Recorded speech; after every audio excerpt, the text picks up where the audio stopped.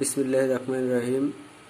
Tips store চ্যানেলের পক্ষ থেকে আপনাদেরকে স্বাগতম।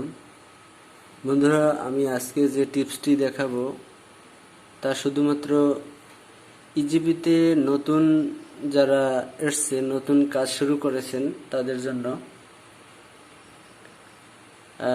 তো আজকে আমি দেখাবো কিভাবে এলটিএম টেন্ডারের লটারির রেজাল্ট দেখা যায়।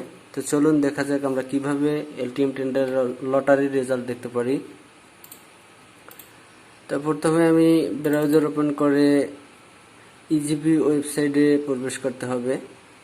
এখানে আমি বুকমার্ক করে রেখেছি, জন্য টাইপ করতে হচ্ছে না। এখানে আমি আমার ইউজার আইডি থেকে আমি লগ ইন করবো। ইউজার আইডি থেকে লগ ইন করলাম।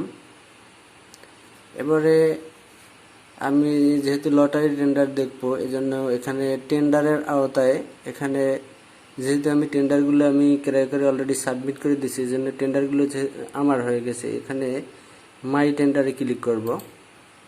মাই টেন্ডার, এখানে মাই টেন্ডারের থেকে এখানে আর্কাইভড একটা অপশন আছে, এখানে আর্কাইভডে ক্লিক করতে হবে।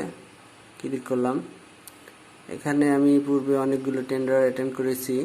এবার আমি এখান থেকে আমি যে টেন্ডার আইডিটার লটারির রেজাল্ট দেখব, আগে ওই টেন্ডার আইডিটা শনাক্ত করতে হবে। এজন্য আমি এখান থেকে প্রথমে এখানে ড্যাশবোর্ড একটা অপশন আছে, ড্যাশবোর্ড, এখানে ড্যাশবোর্ডে ক্লিক করতে হবে। ক্লিক করলাম। এবারে আমার এখানে অনেকগুলো অপশন দেখাচ্ছে।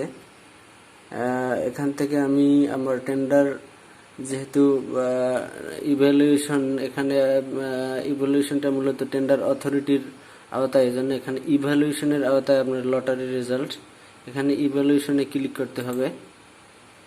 ক্লিক করলাম।